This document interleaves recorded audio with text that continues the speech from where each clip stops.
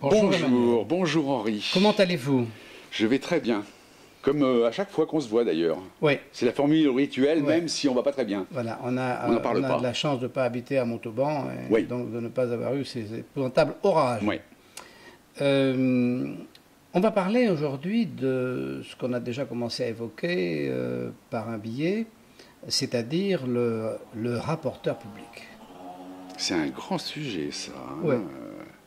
C'est un gros sujet important. Alors, pour les gens qui nous regardent et qui ne savent pas ce que c'est, la chose se passe au tribunal administratif. Ouais, c'est ça, c'est la justice administrative. Voilà. Hein. Alors, le tribunal administratif, Uniquement. qui est un tribunal, comme son nom l'indique, pour l'administration, parce que là, il n'y a pas d'ambiguïté, hein. Donc, avait cette particularité, c'est il y avait par le passé une espèce de procureur qui s'appelait le commissaire du gouvernement. Voilà. Alors, ça faisait très révolutionnaire, commissaire du gouvernement. Voilà, alors ça faisait beaucoup, et bon, il y a des gens qui, au moment où l'Europe était encore quelque chose qui espérait introduire de la justice et de la liberté dans les pays qui adhéraient, parce que c'est quelque chose qui a un peu diminué, ça aussi. Oui, oui. À cette époque-là, l'Europe avait dit, mais non, vous ne pouvez pas avoir un tribunal comme ça, c'est pas sérieux, il n'y a pas de raison qu'il y ait un tribunal. Non, parce qu'en plus, ce qu'il faut spécifier, parce que c'est vous, moi j'ai appris tout ça de vous, hein, d'ailleurs, mais j'ai retenu, ce qu'il faut spécifier, c'est que le commissaire du gouvernement assistait au délibéré. Oui, ça c'est important. Ça. Voilà, donc il a porté son grain de sel, voilà, évidemment. Le commissaire du gouvernement, à l'époque, était un espèce de procureur, et donc ça faisait c'était un peu lourd, quoi. Ça faisait vraiment assez partial, et donc l'Europe s'est un peu insurgée, et comme toujours, la France, ce magnifique pays bureaucratique, a fait semblant de se soumettre tout en ne tenant aucun compte de ce qui avait été dit. Voilà, c'est le problème de l'oreiller. Oui, oui. Hein, c'est le coup de poing dans l'oreiller.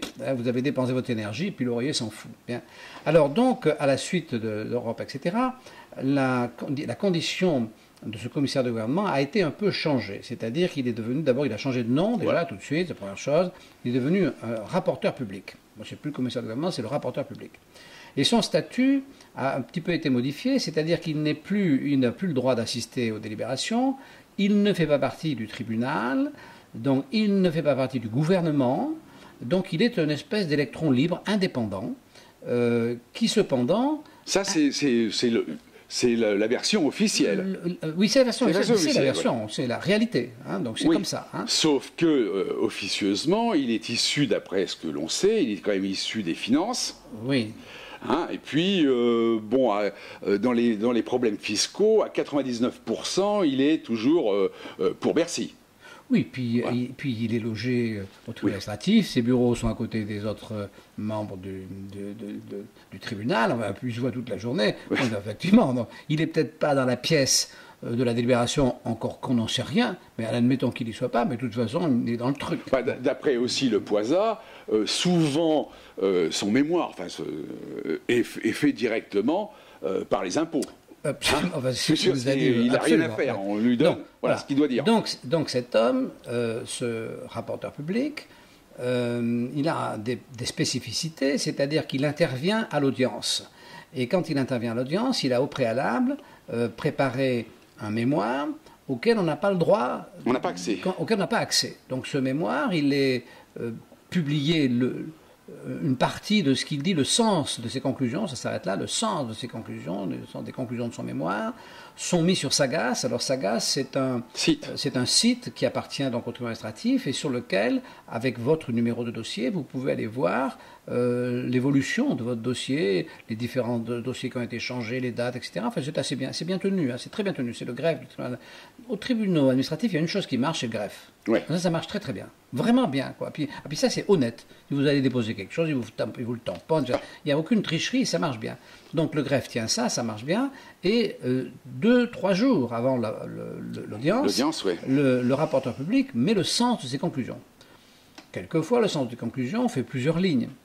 Quelquefois, c'est simplement rejet. Pof, c'est le sens de ses conclusions. Donc rejet. On ne sait pas véritablement sur quoi il se base pour rejeter votre demande. Et là, vous arrivez au tribunal, et puis vous l'écoutez. Ce monsieur va... Oui, je suis venu vous voir une fois. Voilà. Donc ce monsieur, il parle doucement. il vous cite une quantité industrielle de jurisprudence patati patata, dont évidemment on ne retient rien. Hein, et puis, il termine ses confidences, hein, puisque c'est vraiment, il crie pas, hein, donc on a du mal à entendre. Il termine ses confidences par rejet. Je demande le rejet. Voilà, c'est tout ce qu'on entend, réellement, d'une voix forte. Oui, 9 fois sur 10, c'est rejet. Bon. Alors, donc, voilà, tout à fait. Et donc, une fois qu'il a fait ça, ben vous avez effectivement... C'est à vous de parler. C'est à vous de parler, mais vous ne pouvez pas répondre, parce que, en principe, c'est trop complexe, puis vous ne savez pas très bien d'où il vient, ni pourquoi, comment, vous n'avez pas sous la main le pourquoi du comment, il vous rejette. Oui, puis tous les arrêts qu'ils citent, vous ne les avez pas sous la main, vous ne pouvez pas les relire, vous ne savez pas s'ils ont un rapport avec votre affaire ou non, vous ne pouvez pas le savoir, etc. C'est oral. Donc là-dessus, l'audience se termine, et là vous avez, dans les 10 jours qui suivent, vous avez la possibilité, ce qui a été un rajout, de faire, d'envoyer une note, ça s'appelle une note en délibéré, pour répondre aux arguments développés par... que vous avez réussi à mémoriser. Enfin bon, alors, tout le monde moi, je ne l'ai jamais envoyé, puisque je n'ai jamais réussi à mémoriser ce qu'il disait. Alors, de toute façon, ce que vous envoyez, tout le monde s'en fout. Oui, bien sûr, de toute façon. Alors là, je voudrais vous parler... Alors, donc voilà, c'était pour situer un petit peu le débat. Alors, je voudrais vous parler de... C'est assez affolant, moi, c'est assez affolant. C'est impressionnant, Non, mais on ne sait pas sur quoi il base son argumentation pour rejeter votre demande. Oui, c'est incroyable, quoi. Oui, c'est contraire à toutes les règles de la justice, contraire à l'équité. Enfin, mais si vous faites, je veux dire que si vous faites ça dans une procédure par rapport à votre adversaire, ben le dossier est renvoyé. Enfin, bon, voilà. Alors, nous avons donc sur ce point précis une instance en cours. J'ai déposé une plainte. Enfin, j'ai préparé une citation directe contre le rapporteur public de Bordeaux, pour des faits qui sont quand même invraisemblables. Et là, je voudrais vous parler du rapporteur public de Marseille.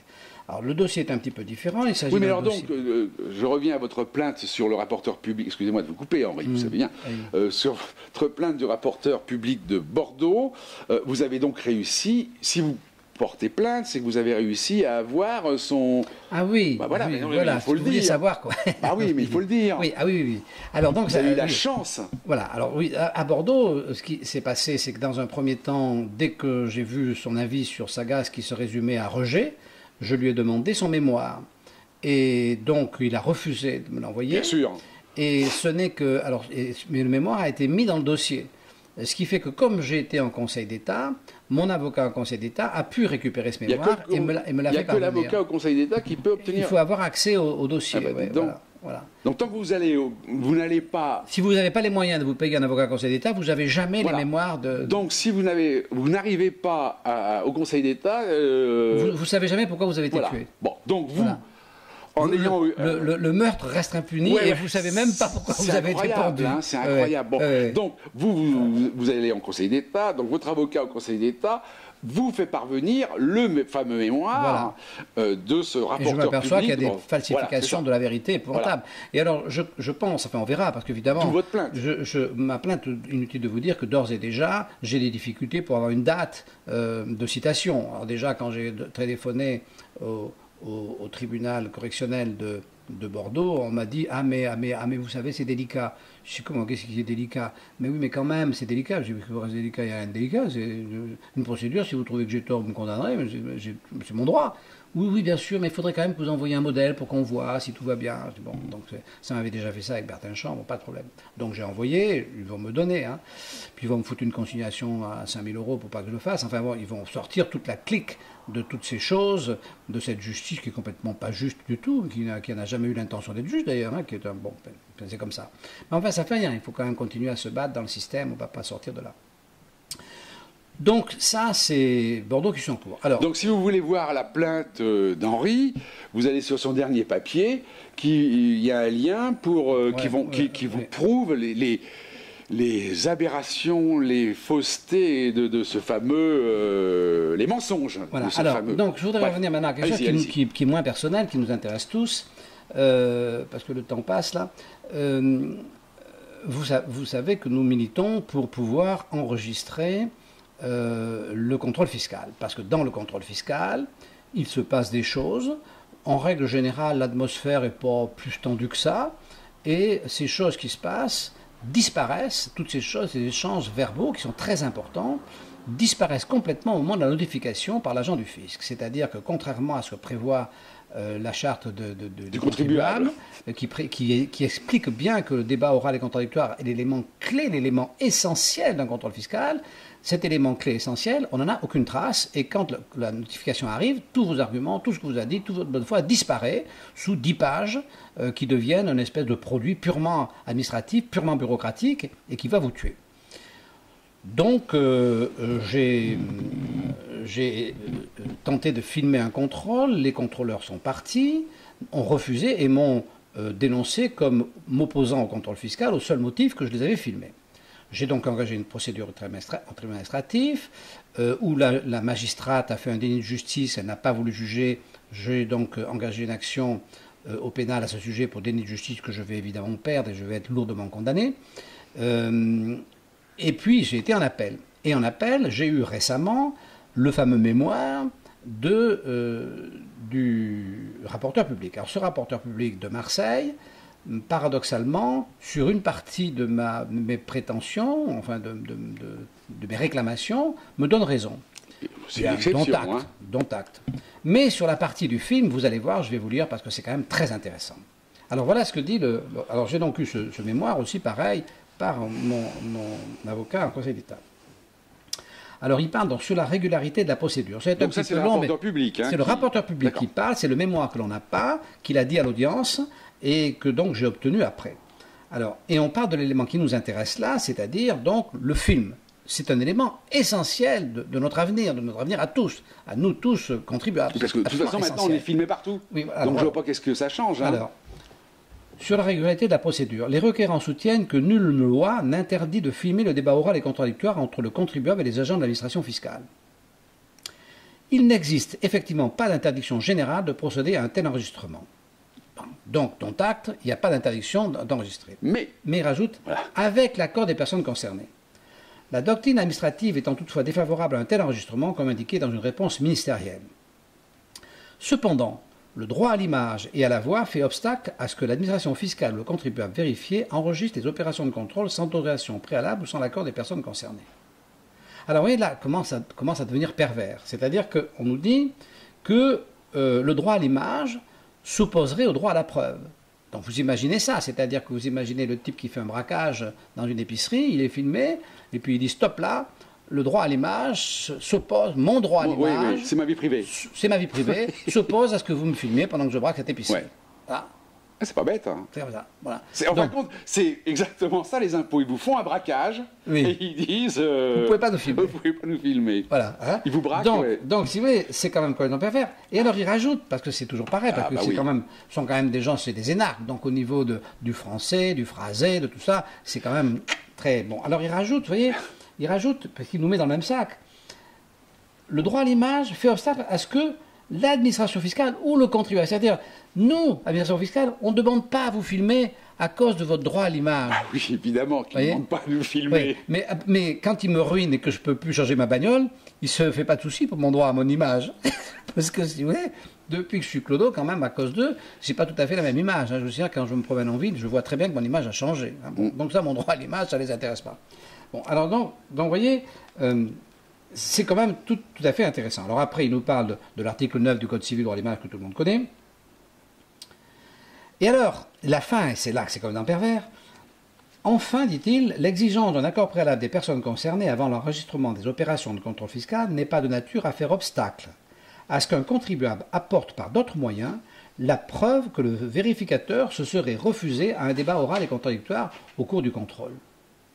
Alors, c'est-à-dire qu'il fait semblant d'imaginer qu'on filmerait le débat oral simplement pour faire la preuve qu'il a existé. Je ne connais aucun exemple d'un inspecteur du fisc qui refuse le débat oral et contradictoire. Ça fait pas. Oui, il refuse pas. Il vient pour ça, mais il ne va pas le refuser, il vient pour ça. Donc, si vous voulez, donc ça n'existe pas. Il vient pour des choses pour pouvoir vous coincer, retourner ces choses-là. Donc, si vous voulez, l'objet de la demande de filmer, ça n'est évidemment pas de faire en sorte de faire connaître que le débat oral et contradictoire a eu lieu, puisque le seul fait que l'agent du fisc vienne, c'est le débat oral, mais c'est le contenu. Donc ce monsieur qui est énarque, qui est un homme intelligent, qui après pendant des pages la preuve qu'il est intelligent, fait semblant de comprendre de travers et argumente dans l'idée que il n'y a pas besoin de ça, il n'y a pas besoin d'un film pour prouver qu'il y a eu un entretien. Un entretien, oui. Et il passe complètement sous silence le fait que ce qui est important, c'est ce qui s'est dit dans cet entretien. Ce qui est à l'intérieur de l'entretien. Alors donc nous sommes sur ce point au Conseil d'État. Alors l'avantage qu'il y a, c'est que là, il a gagné un petit peu de temps, mais il ne va pas gagner 107 ans, parce qu'on va aller au Conseil d'État. Admettons que le Conseil d'État nous fasse perdre avec les mêmes arguments spécieux. Là, on va aller en Cour européenne. Parce qu'une fois que tout est épuisé, sur ce sujet, on va aller en Cour européenne. Bien sûr. Et sur ce sujet en Cour européenne, objectivement, normalement, si la Cour européenne n'a pas complètement changé sa philosophie, on doit gagner. Parce que depuis déjà fort longtemps, le droit à la vie privée et le droit à l'image personnelle s'effacent devant le droit à la preuve, évidemment, mais même bien plus devant les informations d'intérêt général. Parce qu'il ne faut pas oublier que nous sommes un blog et ce que nous avons à dire, nous sommes considérés comme des journalistes. Donc voilà ce que je voulais vous dire. Donc je pense que c'est quand même quelque chose de très, très important. Il faut savoir ça. Et nous attaquons donc à Bordeaux, pas à Marseille, parce que là, ça ne se justifie pas. Là, c'est simplement un peu pervers, mais ce n'est pas faux, tandis qu'à Bordeaux, c'est faux.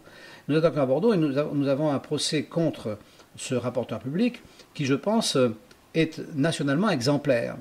Et donc, j'espère que nous aurons un résultat, et en tout cas que les gens vont suivre. Et je vous dirai quand sera l'audience à Bordeaux, ce qui serait bien, c'est qu'on y soit quand même nombreux là. Là, ça serait bien qu'on soit nombreux d'ici là, parce que comme on a de plus en plus de gens qui viennent nous voir, on peut espérer de plus en plus de... Et puis surtout, ce qu'il faut, c'est que, puisque moi, je ne connaissais pas Sagas et tous ces trucs-là, moi, je vais aller voir mes Sagas, puisque je suis allé en Conseil d'État, mon affaire s'est terminée en Conseil d'État, donc je vais avoir accès à Sagas et à peut-être le mémoire de ces fameux rapporteurs publics. Donc il faudrait que les gens intègrent ceux qui ont des contrôles fiscaux, etc., et qui sont allés en Conseil d'État, qui ne s'en sont pas occupés comme moi, qui ont laissé faire leurs avocats, se jettent là-dessus et regardent sur Sagas par leur...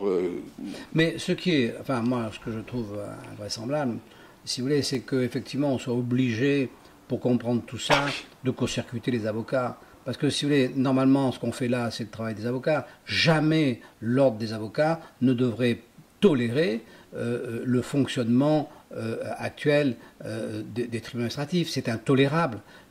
Ils devraient être vent debout contre ça, exactement comme les experts comptables devraient être vent debout contre le fait qu'on paie des impôts sur 120% quand on n'est pas une espèce d'association agréée bidon là. Donc si vous voulez, c'est des choses, c'est des choses qui font qu'un pays n'est pas digne de ce nom. Les habitants d'un pays ne sont pas dignes d'habiter un pays quand ils ne défendent pas des valeurs qui sont essentielles. Vous imaginez aujourd'hui que si vous n'êtes pas dans une espèce de truc agréé là qui ne sert à rien, vous êtes imposé sur 120% de vos revenus, mais où c'est que vous avez vu dans le monde des gens qui sont imposés sur 120% de leurs revenus? C'est-à-dire être imposé sur 20% qu'on n'a pas gagné. C'est un truc qui est complètement dément. Et le fonctionnement du commissaire, du rapporteur public, anciennement commissaire de gouvernement, c'est quelque chose d'absolument indigne. Ah oui, c'est largement aussi indigne que tous les procès qu'on peut voir dans les jeunes d'aujourd'hui, à droite et à gauche. C'est quelque chose de... Et quand vous voyez que l'ordre... Vous ne savez pas ce que va vous accuser le rapporteur public, c'est incroyable ça. Alors l'ordre des avocats qui subit ça, tous les jours que le bon Dieu donne, il y a des avocats qui arrivent au tribunal administratif et qui écoutent ce que dit le commissaire de et qui en reste comme ça, là, boum, ils ont la mâchoire qui tombe et ça s'arrête là. Donc, si vous voulez, comment peuvent-ils accepter de faire leur métier dans ces conditions? Mais comment peuvent-ils? Pourquoi ces gens, on n'en a aucun qui... si on en a un. On n'en a pas aucun, on en a un. Mais comment ça se fait qu'on n'en ait qu'un? Qu'on n'ait qu'un seul avocat en France qui nous ait rejoint, qui écrit de temps en temps, et qui est un homme charmant, mais il n'en a qu'un. Voilà. Donc moi, je ne comprends pas. Bon, alors, voyons vos deux livres là, parce que faut pas trop traîner maintenant. Oui, ben là, alors vous n'allez pas me faire ça, parce qu'il y en a un, on va traîner, parce qu'il est très important. Oui, enfin, c'est important ce qu'on a dit. Oui, c'est important, mais ce livre est très important aussi. Alors, moi, j'ai appris tellement de choses avec vous là sur le rapporteur. Alors, celui-là, 2030, le monde que la CIA n'imagine pas. Alors ça, je vous conseille de le lire une fois que vous l'aurez lu. vous ne croirez plus un mot de tout ce que les gens racontent sur l'avenir, parce que le type là prétend avoir une vision originale de l'avenir. Alors s'il y a quelque chose de moins original que ça, ben, c'est bien ça, mais complètement sans intérêt. Donc, voilà. Ah ouais? Bon. Pas intérêt. Sans intérêt, 2030. Oui, oui. 2030, le monde que la CIA n'imagine pas. Alors je ne sais même pas si la CIA est capable d'imaginer un monde, ça, je ne vois pas. Bon, de toute façon, en 2030, on sera peut-être plus là, nous. Oui. Hein. Oui. On sera sous les ponts, si jamais on survit. Oui, ça c'est sûr. Alors, par contre, là voilà un livre qu'il faut absolument lire. Ça c'est un très beau livre, je ne sais pas si vous voyez, parce qu'on est un petit peu loin là. Ça s'appelle donc Le parapluie de Simon Lay. Alors ça c'est un livre absolument De formidable. qui? Alors c'est un journaliste qui s'appelle Monsieur Bonsen, Pierre Bonsen, qui a fait un livre sur un monsieur qui est décédé l'année dernière, et qui était un homme, Simon Lay, c'est son nom d'écriture, je ne sais plus comment il s'appelle pas comme ça. Et donc c'était un spécialiste de la Chine. Et c'est le premier intellectuel qui, au moment où le maoïsme était à la mode chez tous les intellectuels français, a fait la démonstration que c'était un régime d'assassinat. Et donc, dans ce livre, on explique son conflit avec les intellectuels français. Alors là, c'est un petit peu... la première moitié est difficile à lire parce que c'est un conflit, effectivement, avec les intellectuels français. On ne comprend pas très bien parce que les noms... on n'arrive pas très bien à se repérer suivre, quoi. dans les noms des gens célèbres en Chine. Aussi bien, ça peut être quelqu'un qui a existé il y a 3 siècles ou quelqu'un qui a existé il y a 100 ans ou quelqu'un qui est en ce moment vivant. Enfin, bon, donc, c'est un peu compliqué. Le débat à suivre. Et une fois qu'on a passé cette étape, on se retrouve à la description de la personnalité de cet homme, de M. Simon Lay, là. Et alors là, c'est magique. C'est magique parce que c'est vraiment un être libre. C'est un intellectuel libre. Et c'est vraiment un livre très intéressant. Il faut le lire. Et il y a une phrase que je voudrais vous lire. Elle n'est pas longue. Hein. Il parle de... Parce que quand même, le maoïsme, ça a fait des millions de morts. Ça a été quelque chose de... Plus fort que le stalinisme. Oui, beaucoup plus violent, beaucoup plus fort. Et on n'en parle toujours pas. Je veux dire, on continue à penser que le Chinois n'était pas tout à fait comme les autres. Ma foi, c'est tout à fait son destin de supporter ça. Ouais. Ce qui est une absurdité hors du commun, dénoncée par M. Lay. Alors, il dit ceci. Il dit, on devait aussi faire preuve d'une véritable culture historique. Il reproche aux autres celle qui conduisait pour le XXe siècle à ne se faire aucune illusion sur le pouvoir maoïste et en percevait la nature intrinsèquement criminogène, sans cesse résurgente. Alors ça, je trouve que ça peut s'appliquer à notre monde socialiste. C'est-à-dire que ce monde socialiste qui fait de l'égalité et de la répartition sa religion est évidemment, pour répartir, obligé de prélever. Oui, mais enfin, ça a commencé avant le monde socialisme. Il n'y a rien de qu'il soit socialiste ou soi-disant de droite en France, c'est la même chose. Hein. C'est la répartition, il pique à droite, il pique à gauche. Moi, je ne peux pas trouver que le socialisme, bon, c'est sur la pente ascendante, voilà, c'est tout. Je crois, Emmanuel, que vous confondez le parti socialisme et le socialisme. C'est deux choses différentes. Quand je vous parle de socialisme, c'est le socialisme du parti socialiste, mais c'est aussi le socialisme de la droite, c'est le socialisme. Ah, d'accord. Hein, c'est pas la même chose. Le socialisme et le parti socialiste, c'est pas la même chose. Recadrez-moi, Henri. Oui, je vous recadre. C'est comme quand on parlera des républicains maintenant, c'est pas pour autant que c'est à confondre avec les républicains qui aiment la République. C'est deux choses différentes. Voilà. Alors donc, le socialisme a une vocation à prélever, donc une vocation à prélever de force. Le prélèvement de force, jusqu'à preuve du contraire, c'est le vol. Hein. Donc, intrinsèquement, le socialisme a une tendance naturelle à voler. Et donc, à partir du moment où vous avez une tendance naturelle à voler, il y a un moment donné où c'est illimité, et à un moment donné, comme le dit Balzac, le vol finit par le crime. Et le maoïsme n'est jamais que du socialisme à son point ultime, puisque le socialisme prétend modifier la nature de l'individu, c'est-à-dire que l'individu n'existe pas parce qu'il serait mal fait, il aurait plein de tares, notamment cette espèce de défaut épouvantable de vouloir garder ses affaires pour lui, ce qui évidemment pour le socialiste est quelque chose d'épouvantable, puisque normalement vous devez donner vos affaires aux autres. Et donc à partir de là, on doit vous changer, vous modifier, on doit absolument vous transformer, vous rééduquer. Et puis, si vraiment ça ne marche pas, on doit vous éliminer, parce que vous êtes... Et entre-temps, on vous a dépossédé. Donc, si vous voulez, je me demande si les gens qui adhèrent au socialisme sont conscients de ça, exactement comme Simon Ley faisait la démonstration que les gens qui adhéraient au maoïsme, les intellectuels et les Français en grande majorité, à l'époque, n'étaient pas conscients de ça. Ils n'étaient pas conscients parce que quand même, il faut savoir aussi que la Chine est toujours maoïste. Hein. C'est-à-dire, il n'y a pas de changement, ils sont toujours communistes, c'est pas parce qu'ils ont du pognon, d'ailleurs qu'ils ont un peu, visiblement en ce moment ça marche un peu moins bien, mais c'est toujours la même chose, c'est-à-dire que c'est un enfer. Donc, si vous voulez, ces enfers pour être humain, moi je trouve que c'est un peu lourd.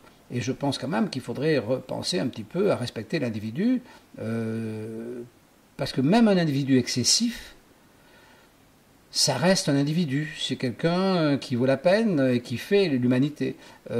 Si vous voulez, on pourrait comparer avec les arts. Dans les arts, il y a des créateurs excessifs, mais il vaut mieux qu'il y ait des créateurs excessifs et que les arts soient libres et qu'il n'y ait pas de censure, plutôt que de vouloir supprimer les quelques excessifs et d'amener la censure qui amène à une uniformité artistique. Ben c'est pareil pour l'humanité au niveau de la vie des individus.